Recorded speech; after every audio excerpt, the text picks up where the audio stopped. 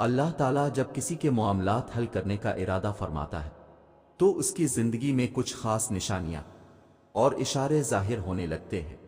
اگر تم بھی ان اشاروں کی تلاش میں ہو تو سنو، اللہ تعالیٰ جب کسی بندے کے معاملات حل کرنے کا ارادہ فرماتا ہے تو اس بندے کے دل میں ایک خاص قسم کا سکون محسوس ہوتا ہے، چاہے باہر کی دنیا میں کتنی ہی افراتفری ہو۔ یہ سکون اس بات کی علامت ہے کہ اللہ تعالیٰ اس کے معاملات کو سنبھال رہا ہے۔ اللہ تمہارے معاملات وہاں سے حل کر دے گا جہاں سے تم نے کبھی تصور بھی نہیں کیا ہوگا۔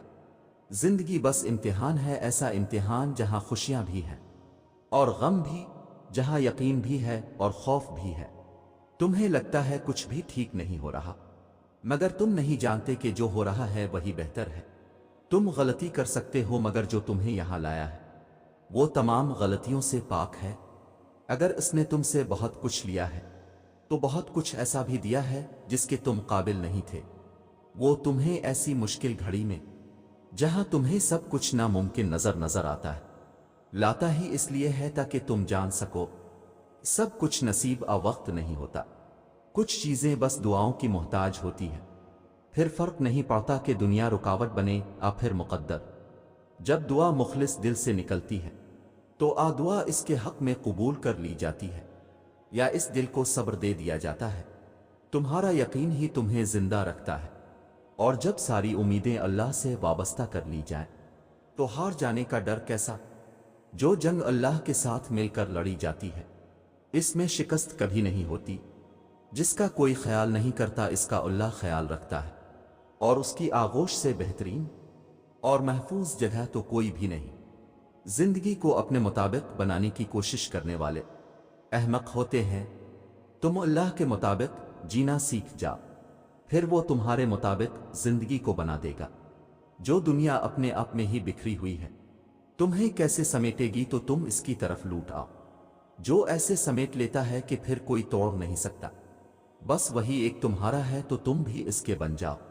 جب تمہارا بن جائے گا، زندگی ابھی بھی باقی ہے، راہیں بھی نکلیں گی اور بہت سے نئے دروازے بھی کھلیں گے، منزلیں بھی ملیں گی اور معجزے بھی ہوں گے، داستانیں بھی مکمل ہوں گی اور دعائیں بھی قبول کر لی جائیں گی، اور تمہیں وہ سب ملے گا جس کے ملنے کا تم سوچ بھی نہیں سکتے۔ تمہارا اتنا طویل سفر طے کر کے یہاں تک آنا اور صبر کرنا کچھ بھی بے مقصد نہیں ہے۔ تمہیں اس کا صلہ ضرور ملے گا، اور یوں ملے گا کہ تم راضی ہو جاؤ گے۔ جب اللہ چاہے گا سب بدل جائے گا۔ جو اب تک نہیں ہو سکا ایسا نہیں ہے کہ اب وہ کبھی نہیں ہو پائے گا۔ جو اب تک مل نہیں سکا ایسا نہیں ہے کہ اب وہ کبھی مل نہیں سکے گا۔ جس منزل کا انتخاب عرش والے نے کر رکھا ہے اس تک پہنچنے سے تمہیں دنیا کا کوئی راستہ روک نہیں سکتا۔ ضروری نہیں ہے کہ جو مانگا جائے وہ اسی وقت مل جائے، اور یہ بھی ضروری نہیں کہ جو نصیب میں نہیں لکھا وہ پھر کبھی نصیب کا حصہ نہ لکھا جائے۔ بس یہ ساری وقت کی ترتیب ہے، سب کچھ اللہ کی منصوبہ سازی ہے۔ تمہارے سوچے ہوئے وقت کے مطابق نہ صحیح، مگر جو بھی ہوگا تمہاری رضا کے مطابق ہی ہوگا۔ اگر سب کچھ فوراً ملنے لگے اور ہو بہو ویسا ہی ملنے لگے جیسا تم چاہتے ہو، تو تمہیں کیسے پتہ چلے گا کہ جو چیز اللہ سے مانگ کر اور اللہ کو منا کر ملے اس چیز کا مزہ بن مانگے مل جانے جیسا نہیں ہوتا؟ اور اگر نیند آنکھوں میں اترنے لگے تو تم کیسے رات کے اندھیروں میں وہ سرگوشیاں سن سکو گے جو اللہ اور تمہارے درمیان ہوتی ہے؟ یاد رکھو، جب مشکلات اور پریشانیاں حل ہونے لگتی ہیں اور راستے خود بخود کھلنے لگتے ہیں تو یہ اللہ کی طرف سے ایک نشانی ہوتی ہے کہ وہ ہمارے حق میں بہترین فیصلہ کر رہا ہے۔ تمہاری دعائیں سن لی گئی ہیں، مگر یہ وقت آزمائش ہے کہ انتظار کتنا کرتے ہو۔ تمہارا سکون بس یہ بات خود کو سمجھا لینے میں ہے کہ جو بھی ہوا اللہ کی رضا سے ہوا، اور جو بھی ہوگا اللہ کی رضا سے ہی ہوگا۔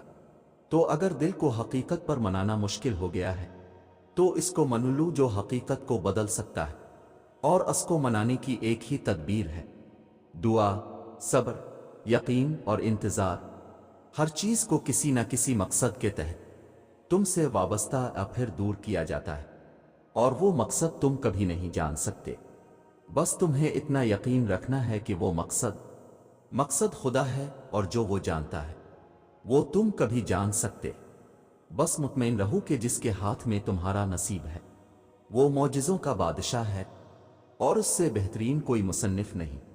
وہ کہانی کا ہر رخ جب چاہے جہاں چاہے موڑ سکتا ہے، وہ نصیب کا ہر لفظ بدل سکتا ہے اور زندگی کا ہر پہلو تمہاری چاہت کے مطابق بنا سکتا ہے۔ تم اس کی مان لو وہ تمہاری مان جائے گا۔